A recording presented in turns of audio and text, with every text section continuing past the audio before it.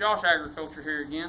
Today we're going to talk a little bit about saddles and tack, the do's and don'ts, what my personal preference is and why.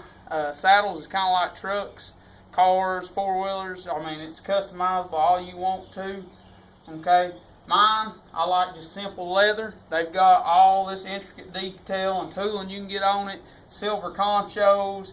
I personally don't prefer that because my saddle's for use. I use it, okay, out here riding through the brush, hunting cows and stuff, and I just don't want to see all that high dollar money get thrown all to pieces through the briars and the brush and stuff. We'll go ahead and start here at the back. I carry some saddle bags. Mine's got 3 latches on them just to help secure them in place. They're tied on with saddle strings right here. Alright, saddle bags are a good thing to have. You can carry a bottle of water, some food, extra pigging strings, fencing pliers, but I would suggest leather. I always carry extra leather with you if you're riding. Whether you trail ride or whether you're out there working cows, because it's always, whenever you least expect it, they're going to break something. Break something on the saddle, on the bridle, and sometimes it's a long walk home. Alright, we'll move on along. I prefer a slick seat, okay? That's just my personal preference with a rope and horn, something you can dally to, tie off to if you need to. A little bit bigger to hold on to. I like a little bit of a high back seat. My lasso or lariat, whatever you want to call it, I prefer rubber to hold it on. I just feel it's quicker to get it on and off. Okay. Some people prefer leather. It looks better, but it takes a little longer to get off. I keep an extra pigging string here in case you got to tie a gate up that cows run through or tie a calf down or something. You got the front girth. Okay, I tie mine. Some people buckle theirs. I prefer to tie it. I'm just old school cowboy. And we got this breast collar up here. That's if you're pulling something. Pulling a calf, a cow, a log, or if you're riding up hills, it keeps your saddle from slipping back. Okay, this right here is just a regular breast collar, martingale, whatever you want to call it. It hooks to the cinch rings. They make a pulling collar. I prefer them, but I don't have one on this saddle right now.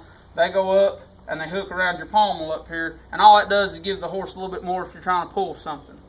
Okay, then you got the back cinch, or some people call it a bucking cinch.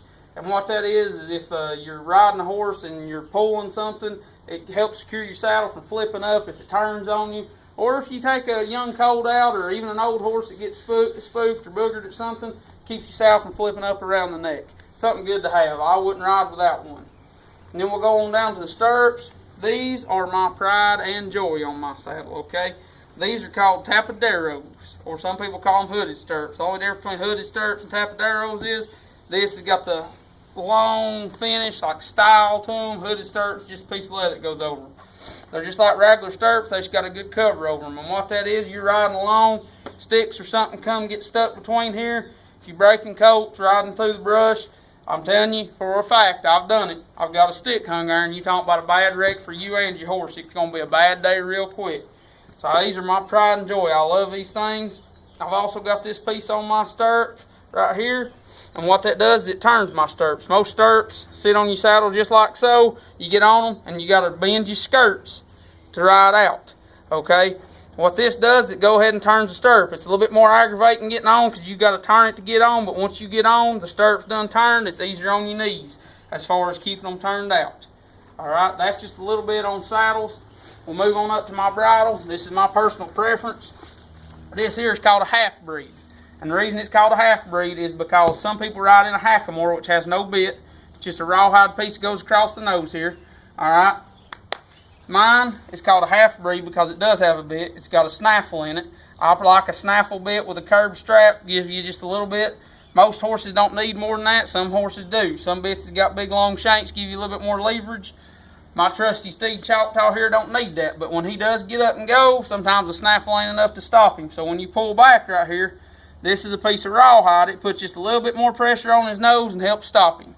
Okay, so that's why I ride in a half-breed. Alright. I appreciate you joining us today on Josh Agriculture.